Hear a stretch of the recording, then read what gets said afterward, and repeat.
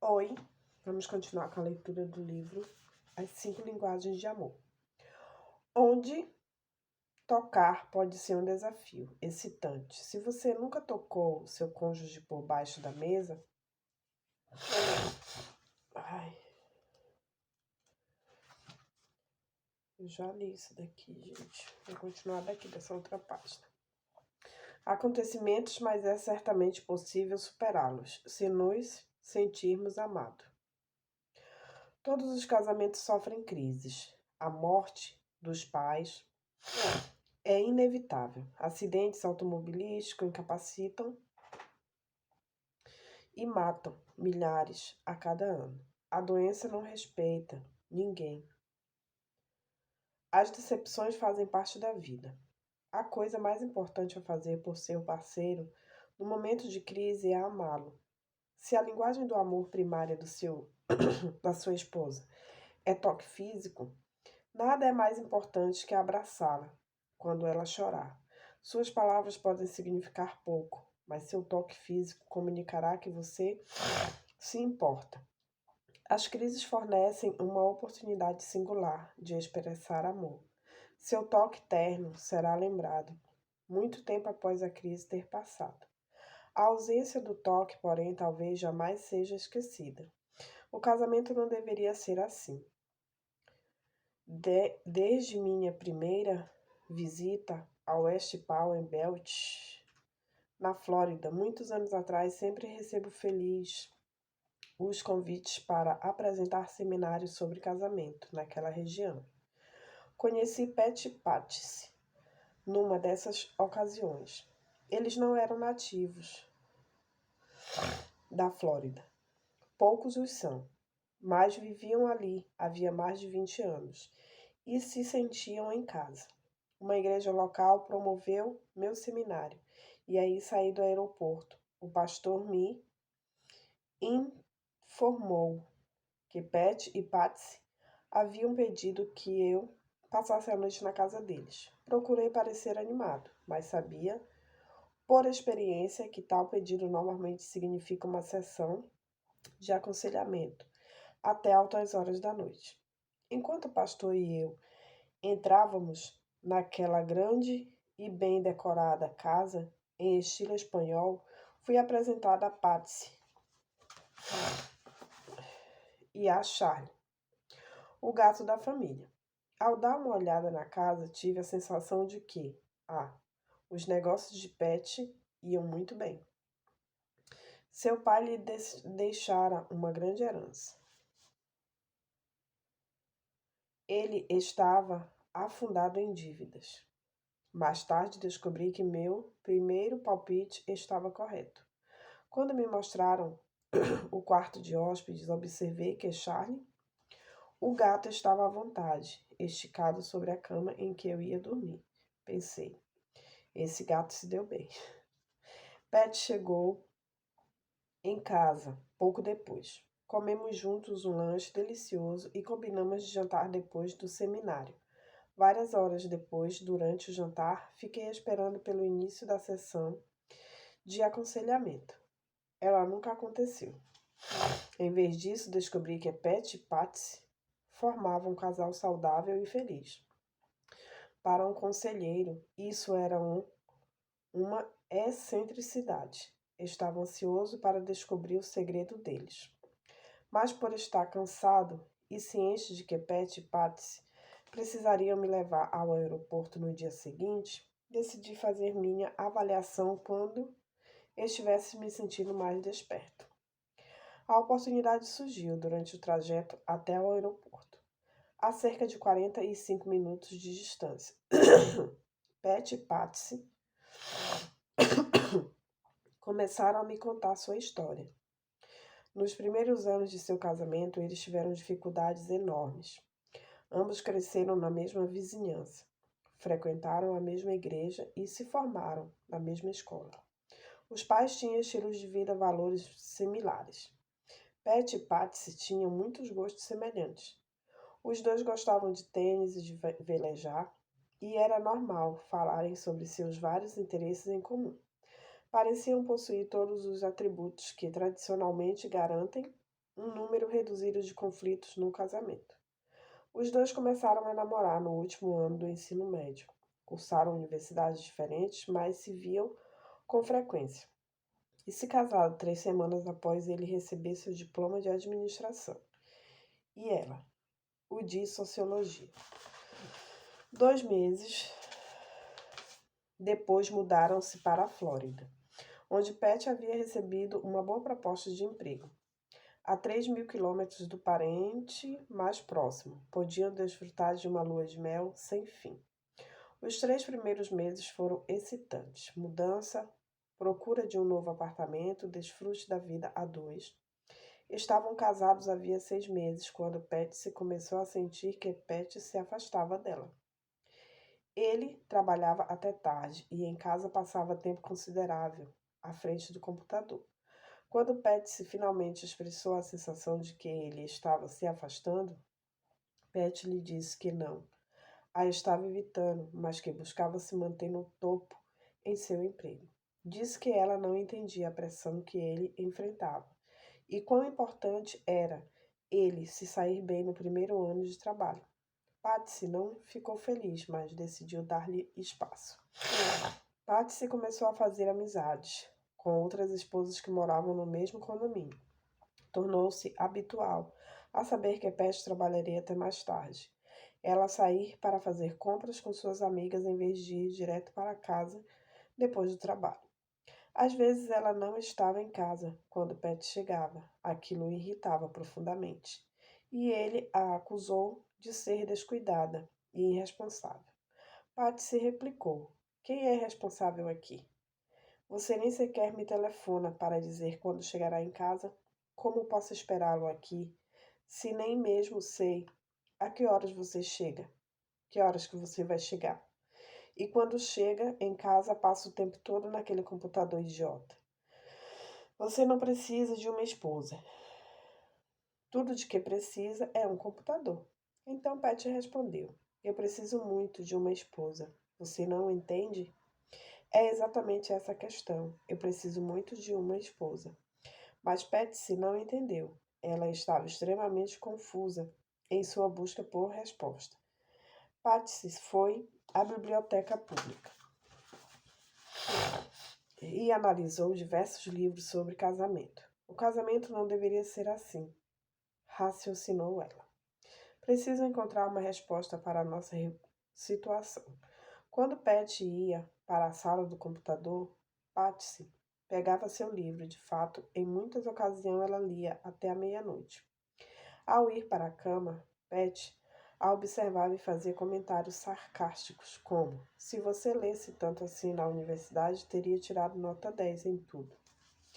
Patsy respondia: não estou na faculdade. Estou num casamento. E neste momento ficaria satisfeita se tirasse nota 7. Pat ia dormir, sem muita coisa além de uma breve olhada para o lado. No final do primeiro ano, Patsy estava desesperada. Ela já havia mencionado o assunto antes, mas dessa vez disse calmamente a Pat: vou procurar um conselheiro conjugal. Quer vir comigo? Eis a resposta de Pat: não preciso de um conselheiro conjugal. Não tenho tempo para ir a um conselheiro conjugal. Não tenho dinheiro para pagar um conselheiro conjugal. Então irei sozinha. Tudo bem, afinal é você quem precisa de aconselhamento. A conversa acabou ali. Patsy se sentiu totalmente sozinha. Mas na semana seguinte marcou a consulta com o conselheiro conjugal. Depois de 3 sessões, o conselheiro ligou para Pat e perguntou se ele estaria disposto a conversar sobre o casamento. Pat concordou e o processo de cura teve início. 6 meses depois, eles saíram do consultório do conselheiro com um novo casamento. Perguntei a Pat e a Patsy: o que vocês aprenderam com o conselheiro que transformou o seu casamento? Pat respondeu: em resumo, Dr. Champerman, aprendemos a falar a linguagem do amor um do outro. O conselheiro não usou esse termo, mas durante sua palestra de hoje, às vezes, enfim, se acenderam minha mente, retornou à nossa experiência de aconselhamento e percebi que foi exatamente isso que aconteceu conosco. Finalmente aprendemos a falar a linguagem do amor um do outro. Então, qual é a sua linguagem do amor, Pet? Perguntei. Toque físico, disse ele, sem hesitação. Com certeza é toque físico, confirmou Patsy. E a sua, Patsy? Tempo de qualidade, Dr. Champerlain. Era isso que eu queria, naqueles dias em que ele passava o tempo todo no trabalho e no computador. Como você descobriu que toque físico era a linguagem do amor de Pet? Levou um tempo. Pouco a pouco, essa percepção começou a aparecer nas sessões de aconselhamento. No início, acho que nem o próprio Pet havia percebido. Ela está certa, disse Pet. Eu estava tão inseguro quanto a minha autoestima que levou uma eternidade até eu me dispor a identificar e reconhecer que a falta do toque dela fizera que eu me afastasse. Nunca disse a ela que queria ser tocado, embora estivesse gritando por dentro para que ela se aproximasse e me tocasse. Durante o namoro, sempre tomei a iniciativa de abraçar, beijar e segurar as mãos, mas ela sempre respondeu bem. Senti que ela me amava, mas depois de nos casarmos, houve momentos em que a procurei fisicamente e ela não correspondeu, talvez por causa das suas novas responsabilidades no trabalho. Ela estivesse muito cansada. Não sei, mas levei aquilo para o lado pessoal. Senti que ela não me achava atraente, então decidi que não tomaria mais a iniciativa, pois não queria ser rejeitado. Assim esperei para ver quanto tempo se passaria até que ela tomasse a iniciativa de me beijar ou de me tocar de alguma forma. Certa vez esperei durante 6 semanas, até que ela me tocasse. Era insuportável. Eu me afastei para evitar a dor que sentia quando estava com ela. Sentia-me rejeitado e indesejado. Não me sentia amado. Então Patsy disse. Não fazia ideia do que ele estava sentindo. Sabia que ele não estava me procurando. Não nos beijávamos, nem nos abraçávamos como antes, mas presumia apenas que, como estávamos cansados, isso já não era tão importante para ele. Sabia que ele estava sob pressão em seu trabalho. Não fazia ideia de que ele queria que eu tomasse a iniciativa. Passava semanas sem tocá-lo. Isso não me passava pela mente. Eu preparava as refeições, mantinha a casa limpa, cuidava das roupas e tentava não atrapalhá-lo. Honestamente, eu não sabia o que mais poderia fazer. Não conseguia entender seu afastamento ou sua falta de atenção comigo. Não é que eu não gostasse de toque. Acontece simplesmente que isso nunca foi tão importante para mim. Passar tempo com ele, receber a atenção dele era o que me fazia sentir amada e apreciada. Realmente não importava se ele me beijasse ou abraçasse. Contanto que me desse atenção, eu me sentia amada. Fez uma pausa e prosseguiu. Levou muito tempo até descobrirmos a raiz do problema. Mas assim que descobrimos que não supríamos as necessidades emocionais amorosas do outro, começamos a mudar as coisas.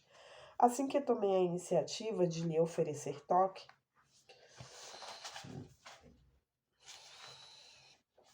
físico, o que aconteceu foi maravilhoso.